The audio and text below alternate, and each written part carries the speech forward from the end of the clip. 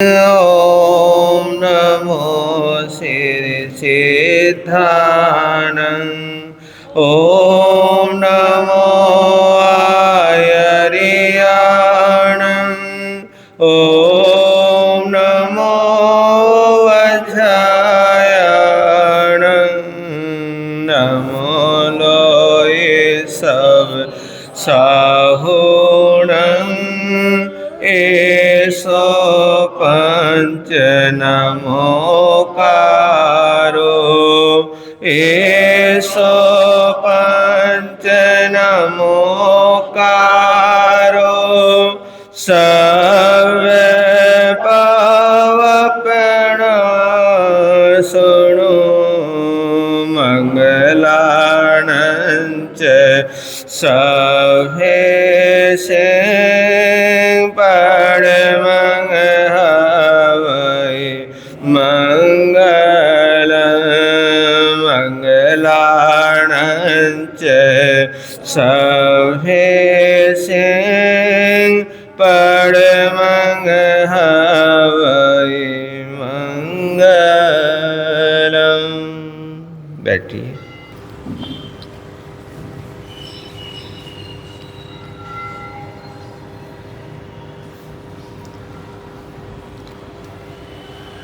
धम मंगल मुखिठम अहिंसा संयम तवो देवावितम नमः संते जस धमे सयामनो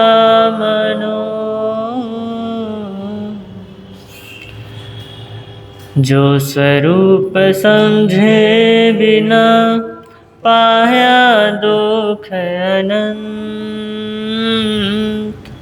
जो स्वरूप समझे बिना पाया दुख अनंत समझाया वह पद नमन श्री सद्गुरु भगवंत समझाया वह पद नमन श्री सद्गुरु भगवंत। सर्वप्रथम करुणा के अवतार विश्व वंदनीय शासनेश प्रभु परमात्मा श्रमण भगवान महावीर स्वामी जी के पावन से चरणों में कोटिशाह वंदन कोटिशाह नमन। समस्त महापुरुषों की सदा काल जय हो विजय हो। पाठ पर विराजित मेरे धर्माचार्य के पावन से चरणों में कोटिशाह वंदन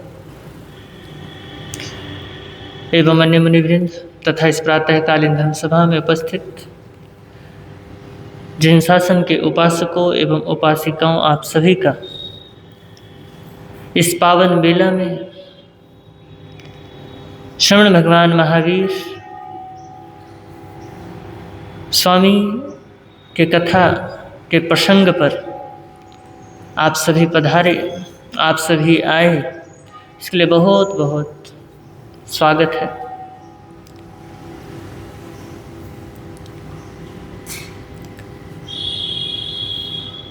आपका सौभाग्य हमारा भी सौभाग्य, आपको सुनने को मिल रहा है, हमें सुनाने को मिल रहा है। अगर आँखों से देखें तो आप सुनने वाले हो और हम सुनाने वाले हैं। अगर भाव की दृष्टि से देखें तो आप भी श्रोता हो और हम भी श्रोता हैं।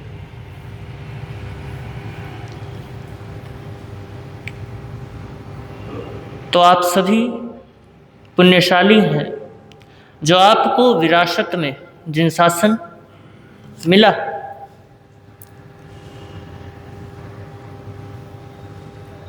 हम इतने पुण्यशाली नहीं रहे जो हमें विरासत में जिन शासन मिला। हमें मेहनत करनी पड़ी। क्या करनी पड़ी? मेहनत करनी पड़ी, तब जाकर के जिन शासन हमें मिला। हम जन्म से जैन नहीं है, आप जन्म से जैन हो। आपको गर्व होना चाहिए। गर्व क्यों कहूँ?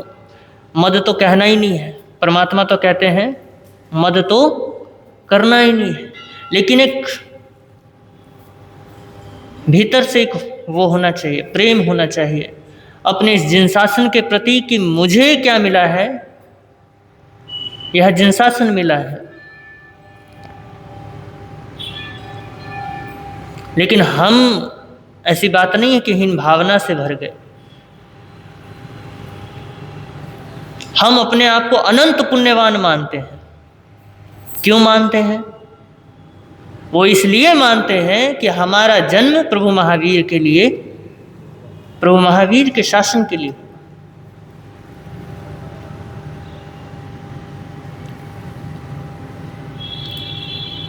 तो अपनी अपनी पुण्यवानी को नमन कीजिए कि एक बार फिर से आप सभी को और हमको महावीर कथा सुनने का और सुनाने का अवसर मिल रहा है।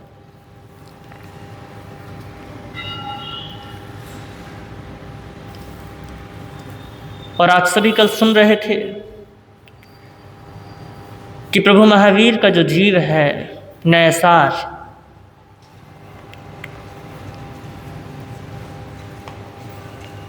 उसको समकिति प्राप्त हो गई। क्या प्राप्त हो गई? समकित।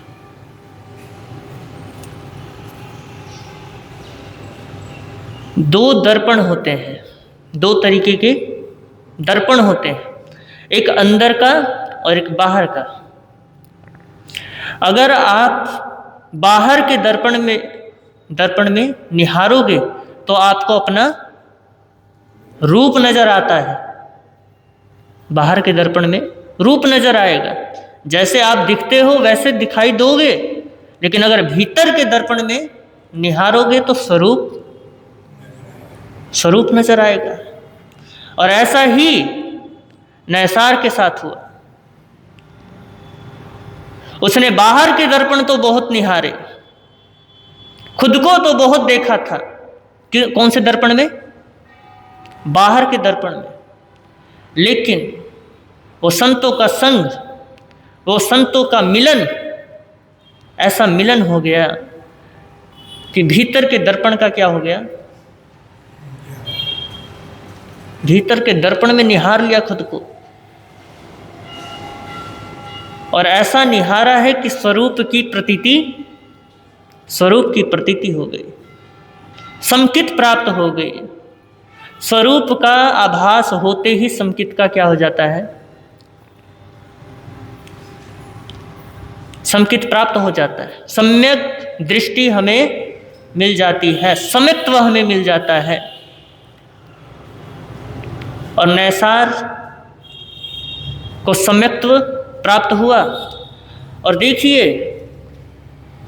जिसको सम्यक्त्व प्राप्त है उसको परमात्मा के क्या हो जाते हैं? दीदार हो जाते हैं, उनको परमात्मा दिखने लग जाते हैं। उसको हर एक जीव में परमात्मा क्या होता है? हर एक जीव में परमात्मा नजर आता है। चाहे चींटी हो, चाहे इंसान हो, उसके लिए कोई भेद नहीं रह जाता है, क्योंकि उसकी आंखों में ही श्रद्धा है। क्या है? उसकी आंखों में ही श्रद्धा है, और श्रद्धा है तो हर जगह श्रद्धेय नजर आते हैं, आराध्य नजर आते हैं।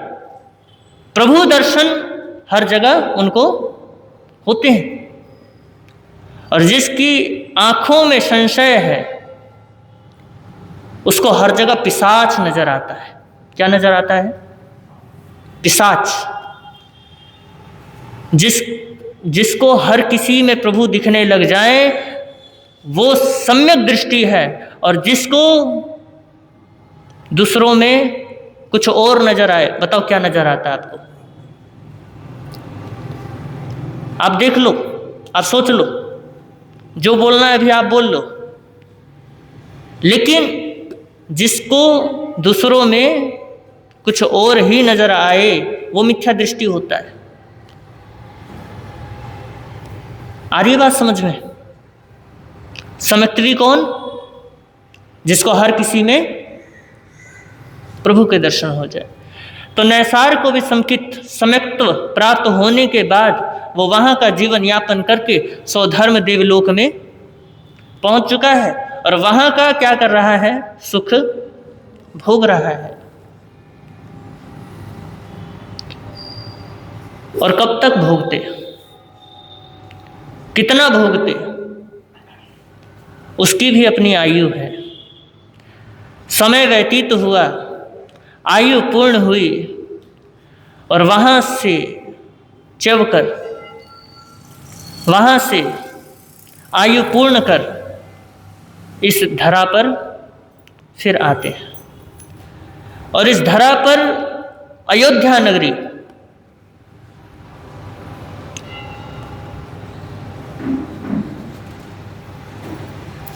मैं आपको बता दूं,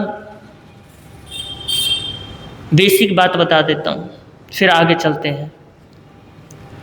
अयोध्या नगरी में ऋषभदेव भगवान, जो भी भगवान बने नहीं, उनके सुपुत्र भरत और ऋषभदेव की माता मरुदेवी, उनके कुल में नैसार का जन्म होता है।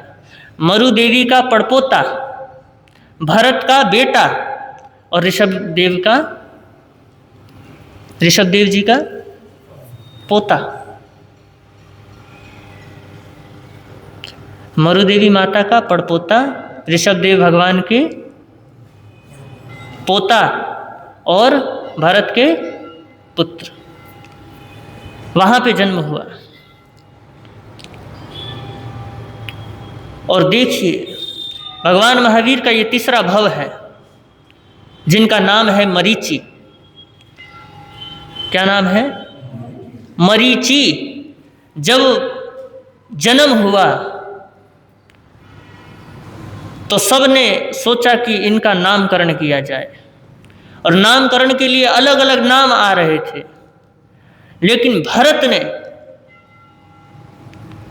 उनको निहारा, उसको देखा और देख करके कहा कि इसके भीतर तो, इसके रूप में तो मैं अपने पिता के क्या कर रहा हूं, अपने पिता के किरण को महसूस कर रहा हूं, और इसका नाम क्या रखा जाए? मरीचि। क्या रखा जाए? मरीचि। मरीचि का मतलब होता है किरण।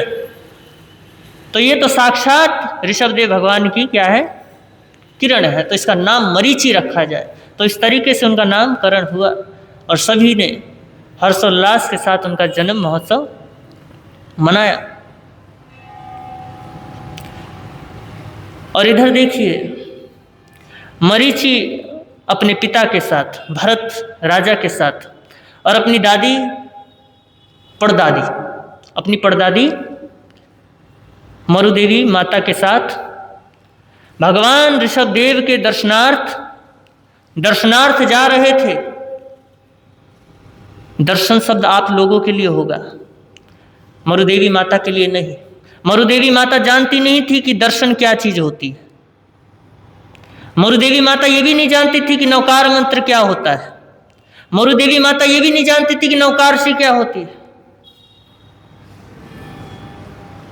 वो तो अपने लाल से, अपने पुत्र से मिलने जा रही थी।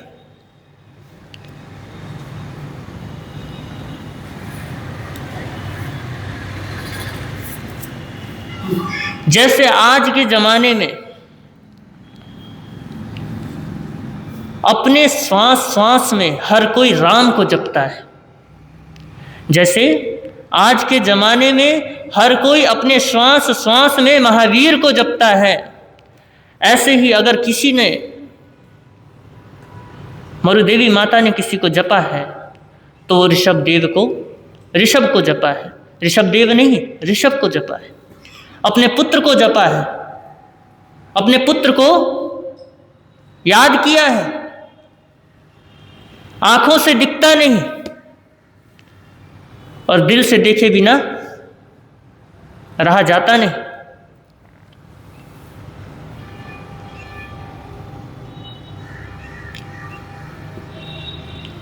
और मां मरुदेवी सचमुच में क्या थी? मां थी। बड़े ध्यान से सुनना, मरुदेवी माता क्या थी? सचमुच मां थी। 100% माँ थी। अगर हो सके तो माँ बन जाना। तो उन्होंने अपने पुत्र को क्या किया है, श्वास श्वास में याद किया है, हर पल हर वक्त पुत्र कहाँ भटक रहा है पता नहीं है। पुत्र तपस्या कर रहा है, मरुदेवी जानती नहीं है कि तपस्या क्या चीज होती है। पुत्र ने दीक्षा ली है, मरुदेवी को पता नहीं कि दीक्षा क्या चीज होती है। पुत्र साधना कर रहा है, माता को पता नहीं कि साधना क्या होती है। बस एक ही रट है। क्या रट है? कि मेरा पुत्र ऋषभ कहाँ है। जब भी भरत उनका पोता, मरुदेवी का पोता उनके पास जाता था या पड़पोता उनके पास जाता था तो एक ही सवाल होता था कि मेरा पुत्र भरत कहाँ है। नहीं, भरत नहीं, ऋषभ कहाँ है। मेरा पुत्र ऋषभ कहाँ है। चाहे मरीचि आए तो उससे भी पूछते कि मेरा पुत्र ऋषभ कहाँ है। और आप सोचिए कि आप अगर किसी महाराज जी के पास आओ और वो आपके बारे में ना पूछ करके किसी और के बारे में पूछे तो कैसा लगता है। हाँ जी आदिश जी, आप हमारे पास आए, हम आपसे पूछे कि हाँ जी जितेंद्र जी कैसे, और मैं जितेंद्र जी से पूछूं कि हाँ जी आदिश जी कैसे, तो कैसा लगेगा, क्या सोचोगे। बोलेगा महाराज जी को तो वही प्यारे हैं। तो ऐसे ही भरत को और मरीचि को भी क्या लगता था कि इनको तो इनका पुत्र ही प्यारा है। ये बताओ आपको पुत्र प्यारा है या पोता है? पुत्र प्यारा है या पोता है? फिर मां नहीं रहे, फिर दादी बन गए। मां बनने का मतलब है कि सिर्फ पुत्र। कौन? जिसको सिर्फ पुत्र प्यारा हो। मां का मतलब क्या है? मां का मतलब इतना ही है कि जिसके बिना ये पूरी दुनिया सुनी लगे। क्या लगे? जिसके बिना ये पूरी दुनिया सुनी लगे, उसको कहते हैं मां। मरुदेवी को अपने पुत्र के अलावा कोई नहीं दिख रहा, पोता नहीं दिख रहा, पड़पोता नहीं दिख रहा, ना पड़ पोता दिख रहा, कुछ भी नहीं दिख रहा। केवल दिख रहा है तो कौन दिख रहा है? सिर्फ पुत्र दिखाई दे रहा है। तो इसलिए मरुदेवी क्या है? 100% क्या है? मां है।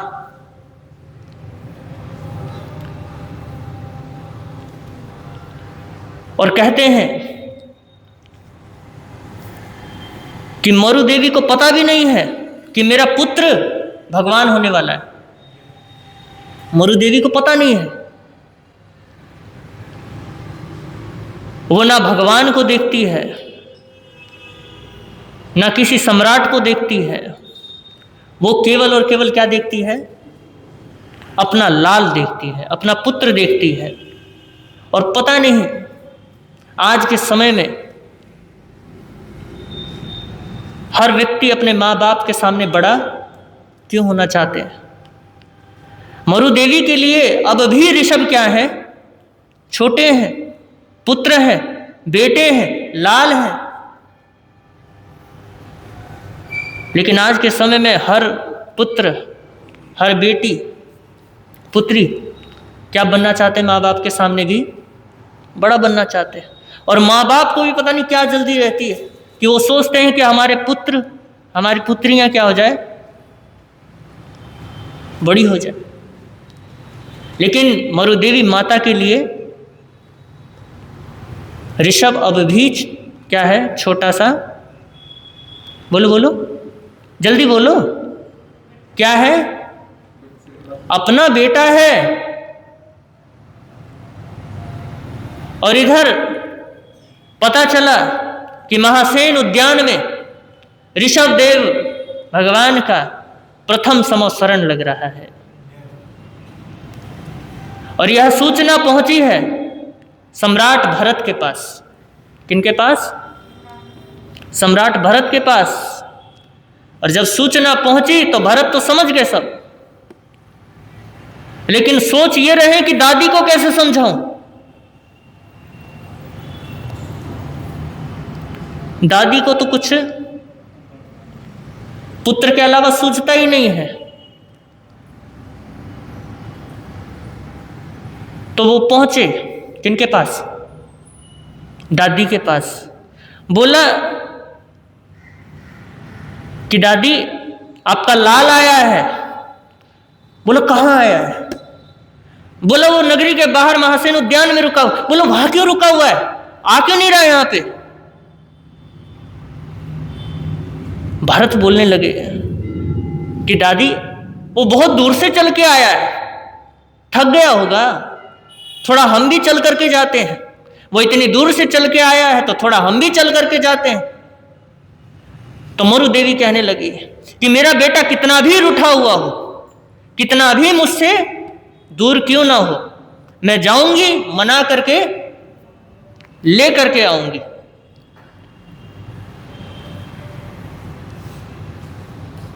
तो यहां तैयारियां हो गई हैं कहां जाने के लिए? महासेन उद्यान, भगवान ऋषभदेव के संवत्सरण की ओर चल पड़े हैं। और प्रथम बार मरीचि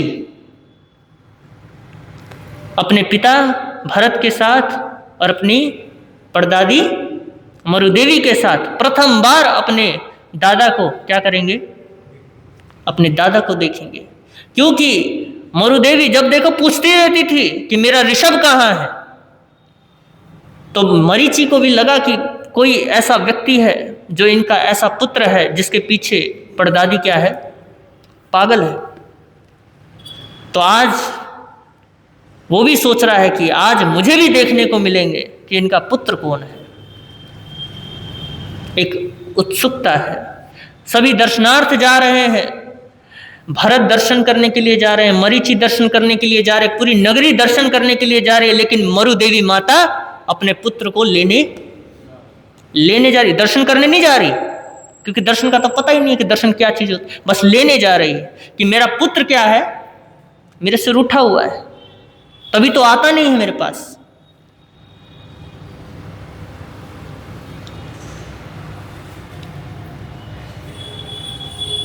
और हाथी की जो चाल है जिस पे मरुदेवी माता बैठी हुई है, उस यात्रा की जो चाल है वो बड़ी ही धीमी है। और इधर मरुदेवी की माता का जो मन है वो क्या हो रहा है? दौड़ रहा है किसकी ओर? ऋषभ की ओर। और वो जो हाथी की धीमी चाल है उस पे मरुदेवी माता को बड़ा ही गुस्सा आ रहा है, क्रोध आ रहा है कि ये धीमा क्यों चल रहा है। सब्र का बांध टूट रहा है। क्या हो रहा है? सब्र का बांध टूट रहा है। और जब बांध टूटता है तो क्या आती है जी? बाढ़ आती है। बताओ आपकी जिंदगी में कभी बाढ़ आई है? बोलो महाराज यहां तो नदी नहीं बहती। बहती है क्या यहां नदी? तो बाढ़ कहां से आए? तालाब तो है। आज के समय में तो टूटी का पानी है। कौन सा पानी है? टूटी का पानी है। और आज का टूटी का पानी भी खत्म हो गया। कौन सा पानी रह गया? जार का पानी। किसका पानी? जार का पानी। और जार का पानी पी पी करके हमारा प्रेम, हमारा प्यार, हमारा लव भी जार जैसा ही हो गया है, सिमट करके रह गया है। तो मरुदेवी माता क्या हो रही है? अपने लाल के पास लाल को लेने जा रही है। और इधर सब्र का बांध टूटता जा रहा है। और वहां पहुंच गए हैं। और पहुंचते ही वो क्या देखती है? पद्मासन में बैठा एक व्यक्ति जिसके चारों ओर देव खड़े हैं। चारों ओर क्या नजराना है, देव दुंदुभियां बज रही हैं, छत्र के नीचे विराजमान है, सिंहासन में बैठे हुए हैं, देवता चंवर डुला रहे हैं। और इधर भरत देख करके बोलते हैं कि माँ, दादी, वो आपका पुत्र मेरे पिता, वो आपके पुत्र मेरे पिता हैं। इधर मरीचि देखता है किनको? अपने दादा को। दादा को परदादा को? बोलो बोलो, दादा को ही देखेंगे ना। दादा को देख करके एकदम से वो उनके भीतर एक सवाल पैदा होता है और सवाल पूछते हैं भरत से, बोलते कि जैसा सिंहासन इनका ऐसा सिंहासन तो तुम्हारा भी नहीं है? जैसा इनके चंवर डुला रहे हैं ऐसे तो चंवर तुम्हारे भी नहीं डुलते, जैसा वैभव इनका है ऐसा वैभव तो तुम्हारे पास भी नहीं है। अरे मैं कुछ दिन पहले आया था, इसी उद्यान में आया था, यहां तो कुछ नहीं था, ये सब आया कहां से, कैसे आया? इधर मरीचि के मन में सवाल है और इधर मरुदेवी माता के भीतर सवालों के हजार हजार सवाल है, तूफान चला हुआ है। वो सोचने लगी, कमाल हो गया, मेरा पुत्र कितना भी रूठा हो, कितने ही काम में लगा हो, जब भी मेरी नजर उस पर पड़ती थी, जब भी उसकी नजर मुझ पे पड़ती थी, वो दौड़ा दौड़ा आता था। आपके लिए ऋषभ देव है, लेकिन मरुदेवी के लिए वो ऋषभ है।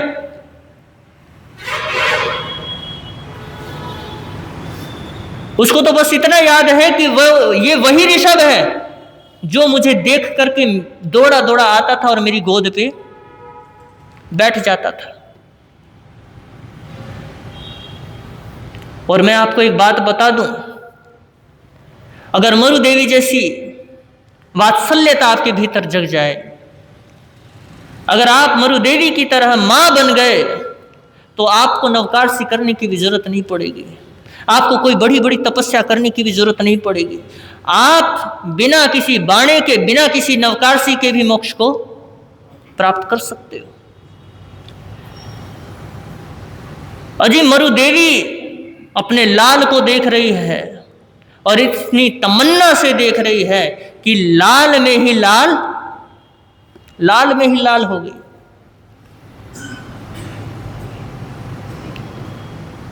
और कहते हैं, लाली मेरे लाल की, जित देखूं तित लाल, लाली मेरे लाल की, जित देखूं तित लाल, लाली देखन में चली, हो गई लाल में लाल, प्रभु जी हो गई लाल में लाल। इधर मरुदेवी माता अपने लाल को देख रही है और लाल को देखते देखते लाल ही हो गई। आप कथा श्रवण करने आते हो, बताओ क्या करने आते हो? कथा श्रवण करने आते हो, क्यों आते हो? कथा श्रवण करने आते हो, क्यों आते हो? कर्म निर्जरा के लिए आते हो। अगर आप कोई कार्य करते हो, अपने प्रभु के दर्शन भी करते हो, तो किस लिए करते हो? कर्म निर्जरा के लिए करते हो। लेकिन मरुदेवी कोई कर्म निर्जरा के लिए नहीं गई थी,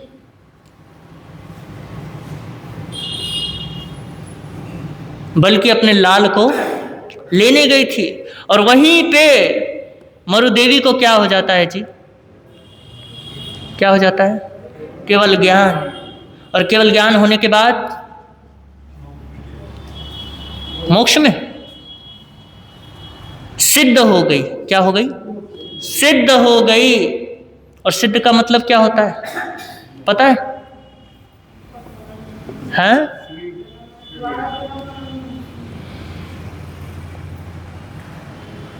सही बात है, जिसका जन्म मरण ना हो उसको सिद्ध कहते हैं।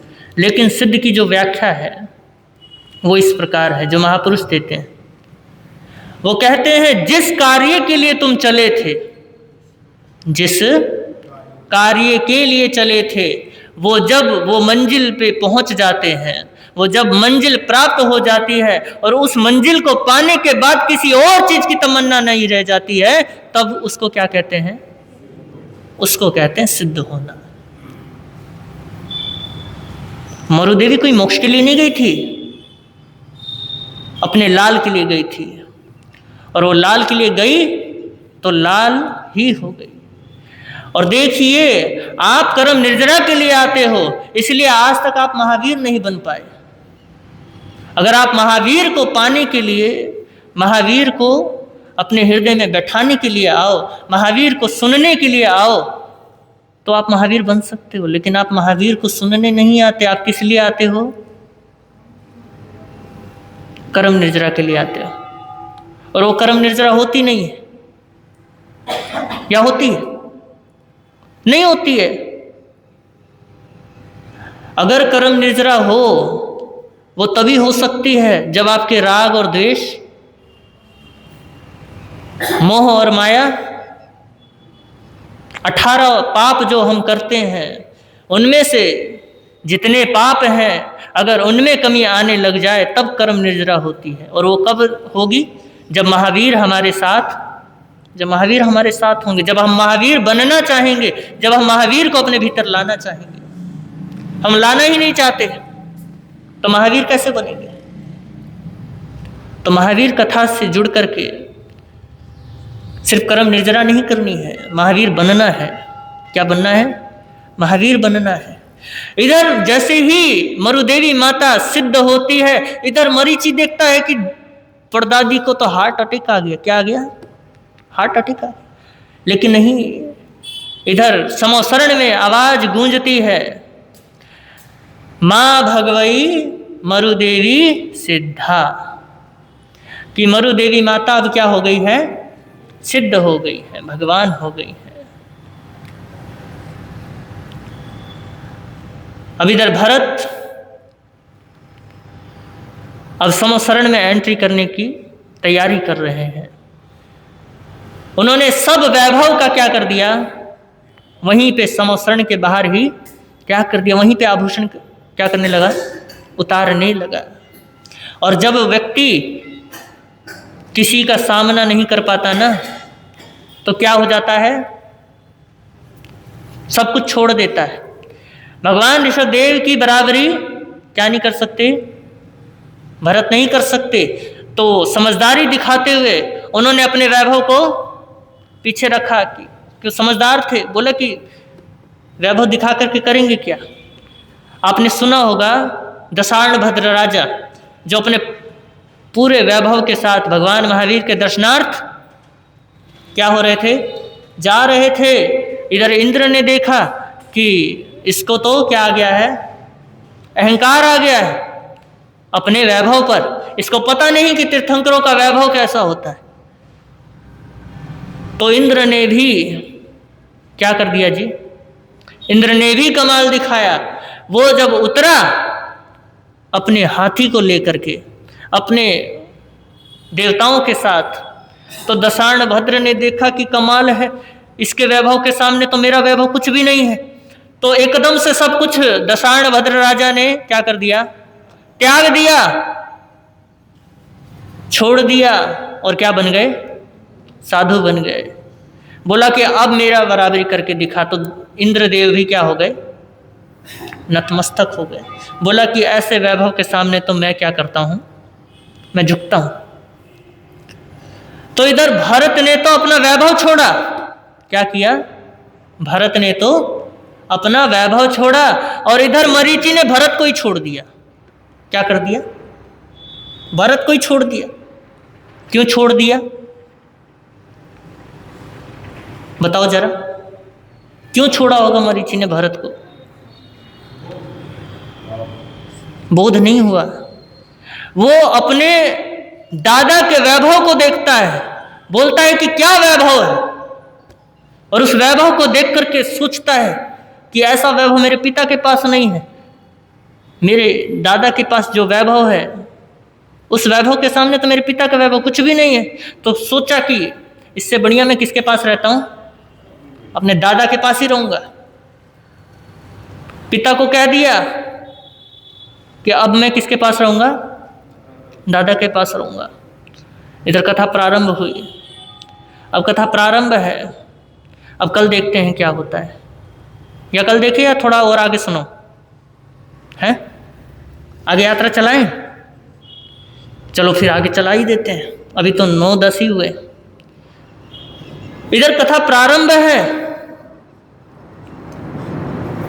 और कथा सुनी जा रही है, सब के कान कथा पे है, लेकिन मरीचि की आंख भगवान ऋषभदेव के किस पे है, वैभव पर है, दादा के वैभव पर है। वो देखता है, प्रवचन सुन करके बोध भी होता है, जानता भी है और दीक्षा के भाव भी रखता है। और प्रवचन होने के बाद, कथा होने के बाद, उपदेश खत्म होने के बाद सब अपने अपने घर चले जाते हैं, लेकिन मरीचि वहीं पे बैठे हैं, प्रभु को निहार रहे हैं, देख रहे हैं और देखते देखते परमात्मा के चरणों में जाते हैं और कहते हैं कि प्रभु मैं दीक्षा लेना चाहता हूँ। क्या लेना चाहता हूँ? मैं दीक्षा लेना चाहता हूँ, मैं आपके चरणों में रहना चाहता हूँ। तो ऋषभदेव भगवान तो सर्वज्ञ थे, सब जानते थे। उन्होंने उनके भविष्य को देखा और कहा कि आहा सुहम मरीचि, जैसे तुम्हारी आत्मा को सुख हो वैसा करो। इधर मरीचि अपने पिता से, भरत से आज्ञा लेने के लिए गए हैं। कहा कि पिताजी अब मुझे क्या लेनी है, दीक्षा लेनी है, दादा के चरणों में रहना है और दादा का वैभव मुझे पाना है। तो मुझे क्या लेनी है, दीक्षा लेनी है। और दीक्षा के लिए आप क्या दे दीजिए, आज्ञा प्रदान कीजिए। और इधर भरत जानते थे कि मेरा जो पुत्र है कितना सुकुमाल है। अरे जिसके पैर मखमली गद्दों पर पड़ते हैं, उसके पैर जमीन पर जब पड़ेंगे, वो भी नंगे पांव जब चलेंगे, तो कितना कष्ट होगा। और कितना कष्ट होगा तो ये हो सकता है मार्ग से डगमगा भी जाए। तो कहते हैं कि पुत्र क्या ना करना, दीक्षा मत ले तो नहीं निभा पाएगा। और इधर मरीचि बड़े संकल्प में दृढ़ था। क्या था? संकल्प में दृढ़ था कि मैं दीक्षा लूंगा। और एक बात मैं आपको कहूं, दीक्षा का प्रसंग चल ही रहा है मरीचि का, तो एक बात और कहना चाहूँगा। अगर कभी आपके पुत्र या पुत्री दीक्षा लेना चाहे, किसी के पास भी लेना चाहे, तो कभी रोकना मत। लेकिन आप रोकते हो, पता है क्यों रोकते हो? हम दुखी हुए, हमारे माता पिता ने हमें दुखी किया, अजी हम संसार में रुल गए तो इनको कैसे छोड़ दे, इनको भी रुलाएंगे। हम रोए हैं तो इनको भी रुलाएंगे। बचपन की जितने भी कष्ट हैं, जो हमें कष्ट लगते हैं माता पिता के, असल में वो कष्ट ही होते हैं। अनुशासन जो है, अनुशासन अलग चीज है, लेकिन एक कष्ट है वो अलग चीज है। अनुशासन में जो कष्ट सहे जाते हैं असल में वही अनुशासन है, लेकिन जो वैसे ही व्यर्थ में दिए जाते हैं उनको क्या कहते हैं? कष्ट कहते हैं। अनुशासन का मतलब पता है? जो सत्य का पूजक हो, जो सत्य को पूजता हो, वो सत्य का क्या होता है? सत्य का पुजारी होता है। उसी के ऊपर अनुशासन लागू होता है। लेकिन कष्ट स्वार्थ में होता है। क्या होता है? माता पिता जो है वो आज के समय में अपने स्वार्थ में ही अपने पुत्र को क्या करते हैं? आप कहते होंगे कि हम कष्ट नहीं देते, तेरे भलाई के लिए कहते हैं। किसके लिए कहते हैं? हम तेरे भलाई के लिए कहते हैं। अरे भैया, तुम उनके भलाई के लिए नहीं, अपनी भलाई के लिए कहते हो। किसके लिए? अपने भलाई के लिए कहते हो। कहते हो कि डॉक्टर बनना है तुझे, और सुन, जो भी बातें मैं कहता हूं या कहती हूं तेरे भले के लिए कहती हूं, तेरे भले के लिए कहता हूं। असल में अगर तू डॉक्टर बन गया तो तेरा ही भला होना है। लेकिन एक बात देखना, आप जब ये बात कहते हो ना, कभी खुद को टटोलना, उसके पीछे आपका खुद के भाव होते हैं कि अगर तू डॉक्टर बन गया ना, जितना तू कमाएगा और जितना तेरा नाम होगा उतना नाम मेरा भी होगा।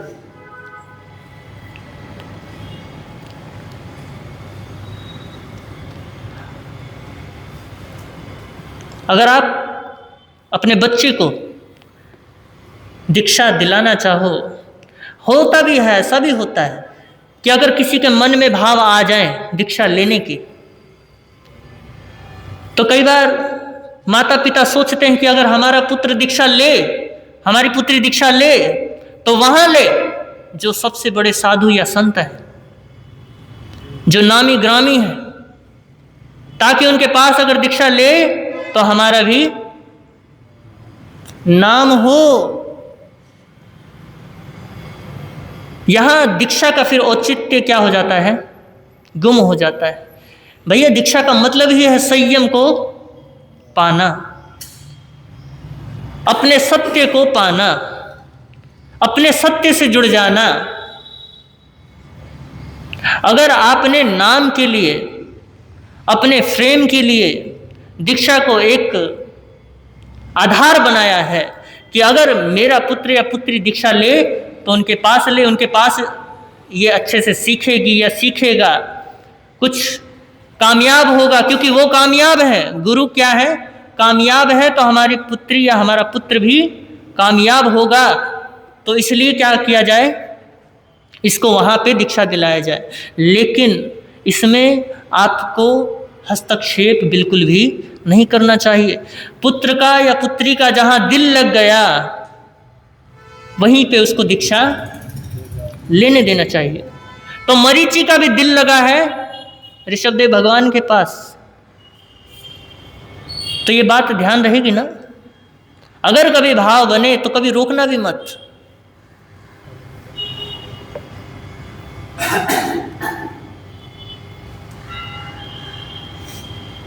क्योंकि जो दीक्षा लेने के लिए तत्पर है वह संकल्पवान है, संकल्प पूरा करेगा जब तक उसके कर्म उदय में ना आए।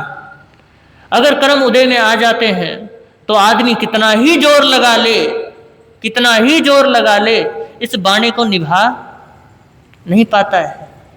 जो चारित्र मोहनीय कर्म का उदय होता है तो क्या हो जाता है? आदमी संयम नहीं पाल पाता है। कोई संयम छोटी मोटी चीज नहीं है। और एक बात बोलूं, बाणा छोड़ना कोई बड़ी बात नहीं है, लेकिन अगर व्यक्ति संयम छोड़ देना, ये सबसे बड़ी बात, ये सबसे बड़ी बात है। परमात्मा कहते हैं कि चारित्र से भ्रष्ट व्यक्ति भ्रष्ट नहीं होता है, लेकिन जो दर्शन से भ्रष्ट हो गया असल में वही भ्रष्ट होता है। आ रही है बात समझ में? दीक्षा तो एक उपक्रम है, ये बाणा तो एक उपक्रम है। किसके लिए? संयम के लिए। श्रीमद् राजचंद्र जी का नाम सुना है आपने? वो साधु नहीं बने, गृहस्थ में रहे, लेकिन साधु से कम भी नहीं थे। बड़े बड़े साधु आत्मा की साधना के लिए उनसे क्या लिया करते थे? सूत्र लिया करते थे, और वो सूत्र दिया करते थे।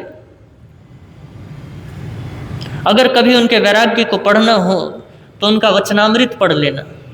श्रीमद् राजचंद्र जी का वचनामृत वैराग्य से पूरक है। क्या पता आपको भी वैराग्य लग जाए। पढ़ना जरूर। तो कहा था मैं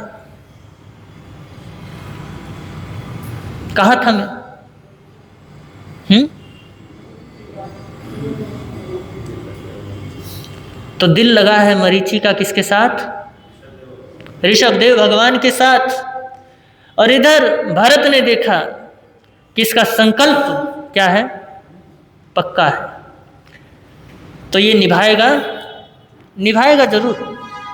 आज्ञा दे दी कि जा, क्या ले, दीक्षा ले ले।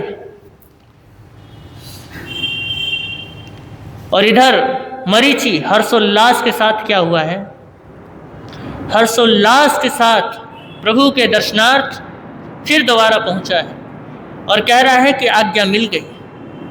और इधर दीक्षा का कार्यक्रम प्रारंभ हुआ।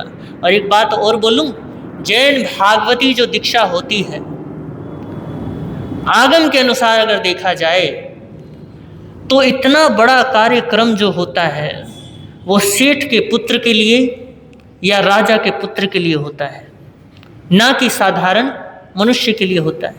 आपने कभी भी सुना हो अर्जुन माली ने दीक्षा ली तो उसको साधारण दीक्षा ही प्राप्त हुई, लेकिन जब राजकुमार या कोई भी दीक्षा लेते हैं तो उनके लिए उपक्रम होता है, उनके लिए कार्यक्रम होता है। तो दीक्षा का जो असली स्वरूप है वो यही है। इससे पता चलता है कि इसने बहुत बड़ा त्याग किया है। और इससे यह भी पता चलता है उस कार्यक्रम में कि ये व्यक्ति इतने चमक धमक में भी वैराग्य से लिप्त कैसे है, वैराग्य से अलिप्त कैसे नहीं हो जाता, वैराग्य से लिप्त है। तो इसलिए ये कार्यक्रम भी होते हैं, इसीलिए होते हैं कि पता चले कि वैरागी वैरागन कितने वैराग्य के पक्के हैं। और जो वैराग्य के पक्के नहीं होते हैं वो डगमगा जाते हैं, वो निकल जाते हैं। तो इधर दीक्षा हो गई मरीचि की और प्रभु के चरणों में रह रहे हैं, अपने दादा के चरणों में रह रहे हैं और चिंतन मनन चल रहा है, स्वाध्याय चल रहा है। कोई शास्त्र नहीं पढ़ रहे, वो स्वयं का अध्ययन चल रहा है। स्वयं के अध्ययन के साथ साथ वो वैभव भी चमक रहा है। किनका? दादा का। और ऐसे करते करते एक ना एक दिन उसने पूछ ही लिया कि दादा ये बताओ, ये जो आपको वैभव मिला है, ये जो आपको वैभव प्राप्त है, ये जो आपको छत्र मिला है, ये सिंहासन मिला है, ये जो देवी देवता आपके चारों तरफ है, ये साधु साध्वी, ये सब जो है, ये जो नाटक नाटिकाएं जितनी हो रही हैं,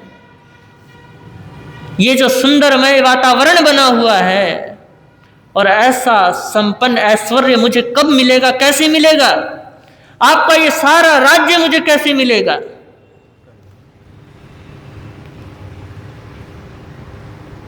और आप देखिए, कोई ऐसा पोता है जो अपने दादा से पूछे कि दादा मुझे क्या दे दो? अगर आज के समय में दादा से मांगते भी हो तो बोलते कि दादा थोड़ा सा दे दो। क्या दे दो? हिम्मत नहीं होती है।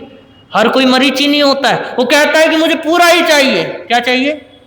पूरा चाहिए, मुझे कोई लॉलीपॉप नहीं चाहिए, मुझे पूरा चाहिए। पोता दादा से क्या मांगता है? टॉफी मांग लेगा, चॉकलेट मांग लेगा। लेकिन मरीचि तो सीधा क्या मांग रहा है? जो ऋषभदेव भगवान का साम्राज्य है वही मांग रहा है।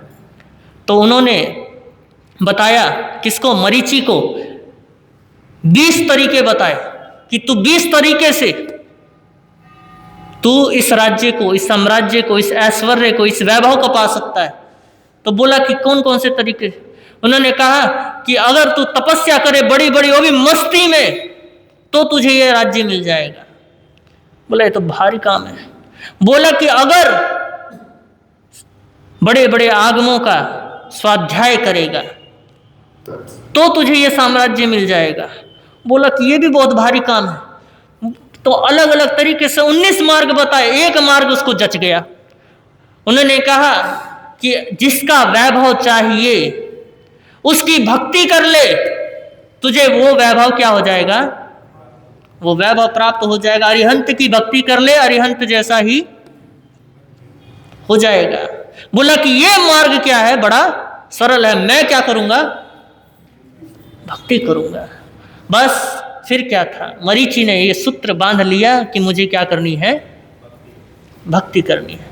अब देखते हैं आगे की यात्रा कैसे होती है। समय हो गया इन्हीं भावों के साथ। ओम शांति। और आप सभी ने मुझे बड़े प्रेम के साथ सुना, इसके लिए बहुत बहुत अनुग्रहित हूँ। और आप सभी महावीर को सुनने आए, इसके लिए महावीर की तरफ से मैं भी आप सभी को धन्यवाद देता हूँ। क्योंकि महावीर कह रहे हैं कि आज तो सभी भूल गए हैं मुझे, क्योंकि सब अपने काम धंधे में लगे पड़े। मुझे कौन कौन याद करता है? बस जो याद करता है वो सभा में है, जो याद नहीं करता वो घर में कारोबार में लगे हुए हैं। तो आप सभी का धन्यवाद। इन्हीं भाव साथ ओम शांति।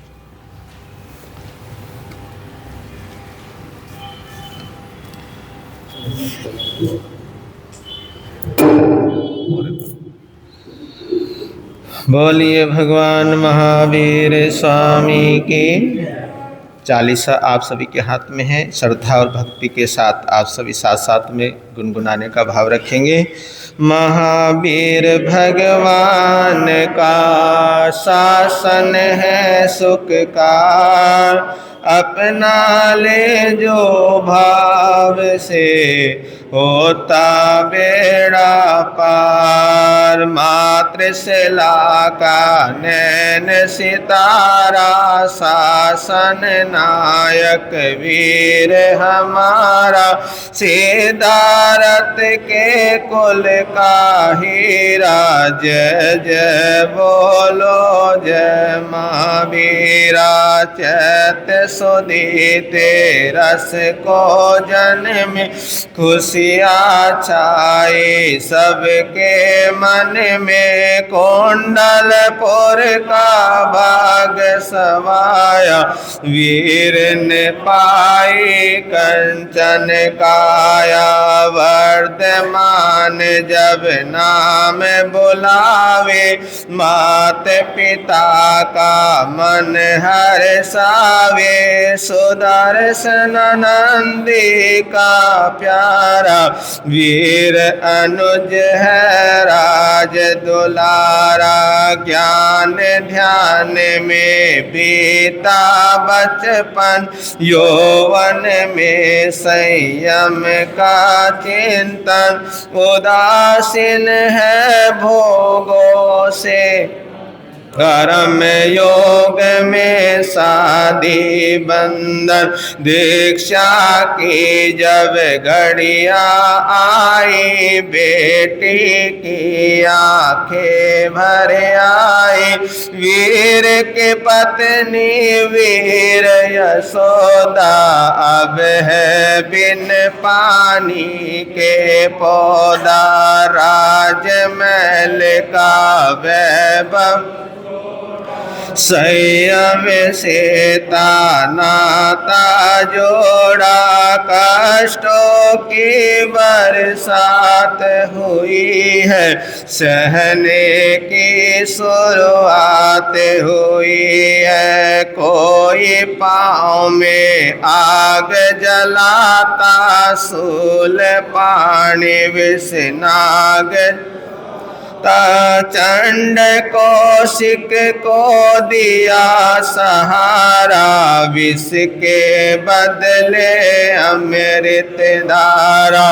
कानों में कीलों की पीड़ा, दर्दनाक कर्मों की क्रीड़ा।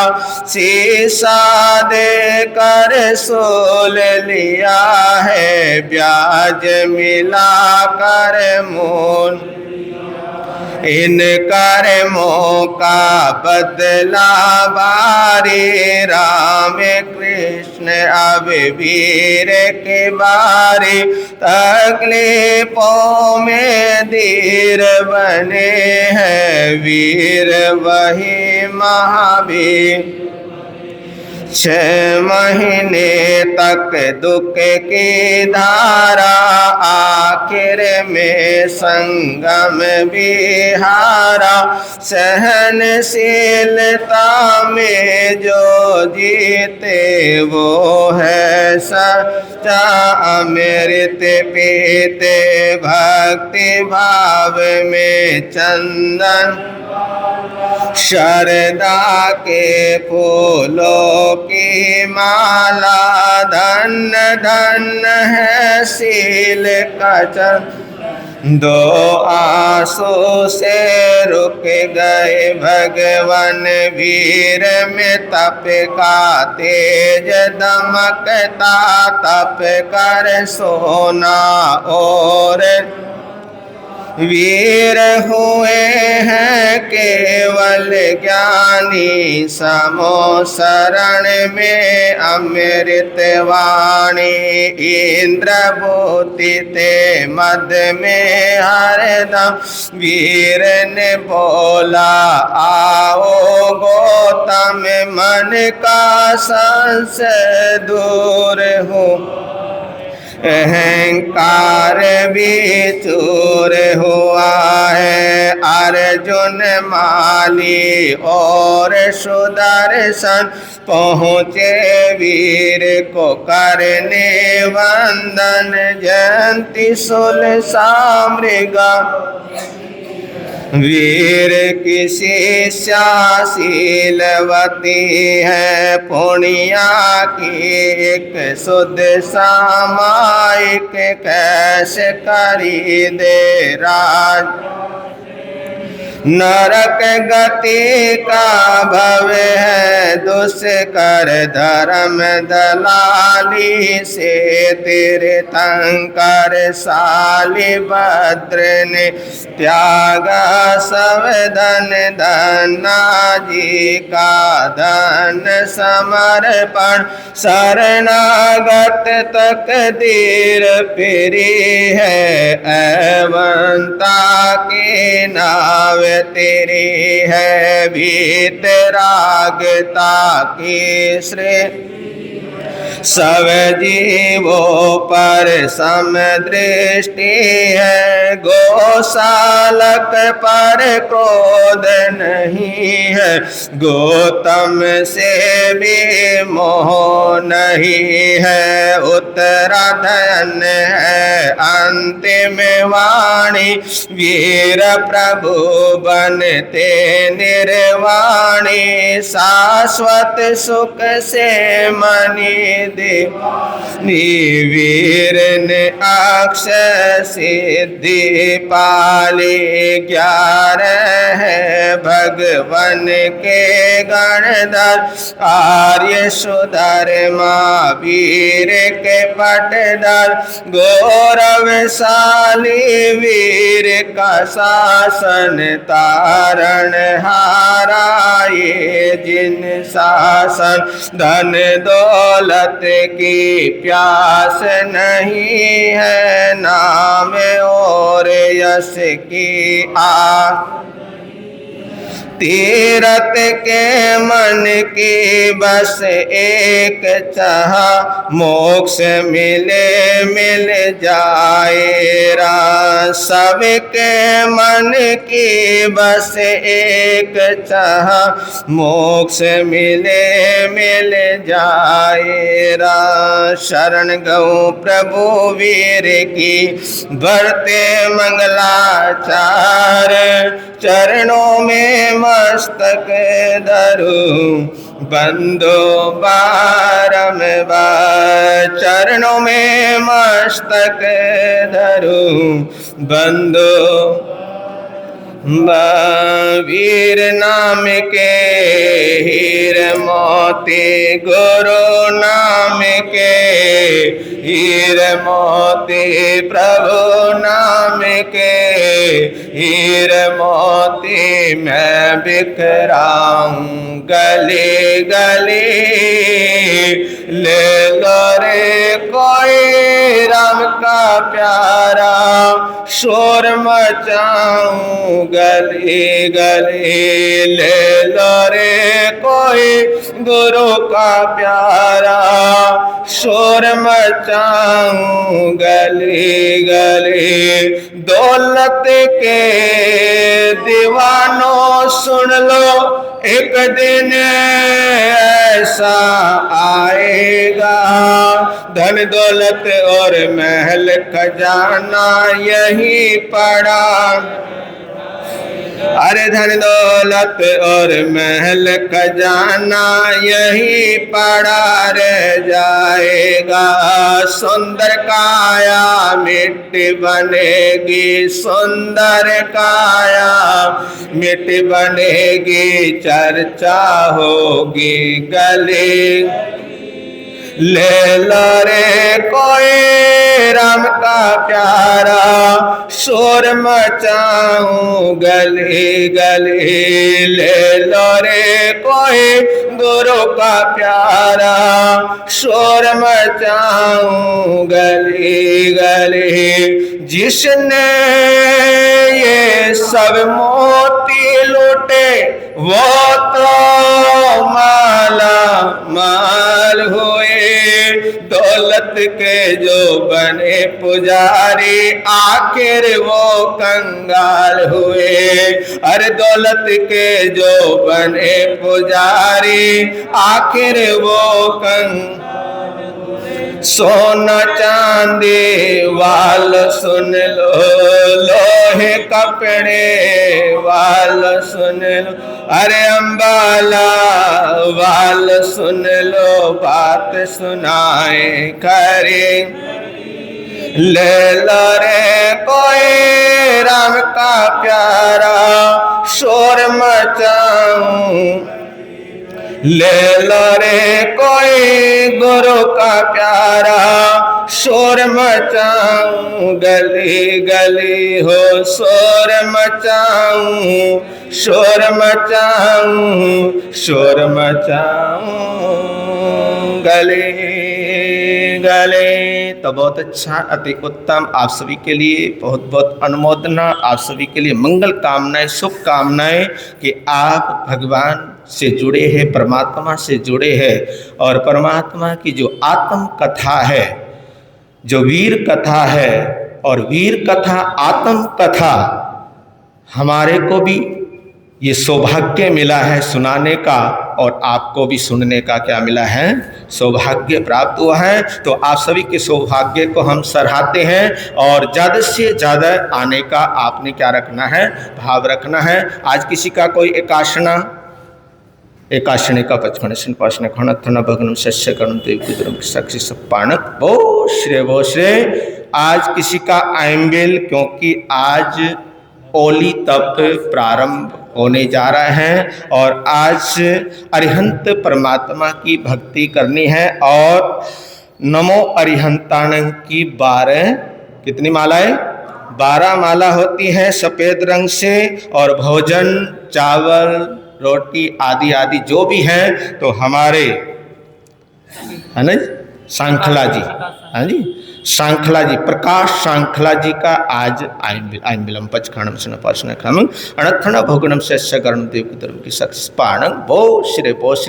और किसी का कोई उपवास, हमारे महेंद्रपाल जी का बेला आज उनका पारना है, पारने की आपको बहुत बहुत शुभकामनाएं, मंगल कामनाएं।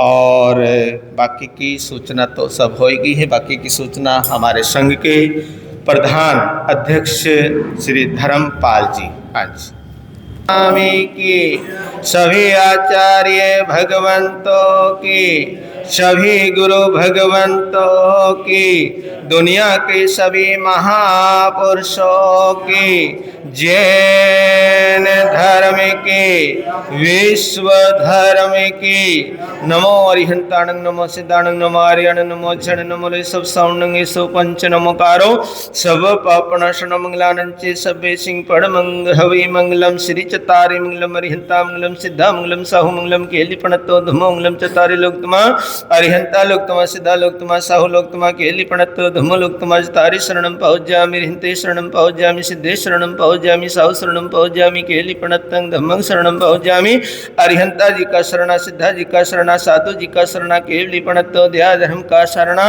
ये चार शरण दुख हरण और न शरणा कोई होगा जो भव प्राणी करे आचरण उसका अजर अमर पद होगा उसका सदा ही मंगल हो।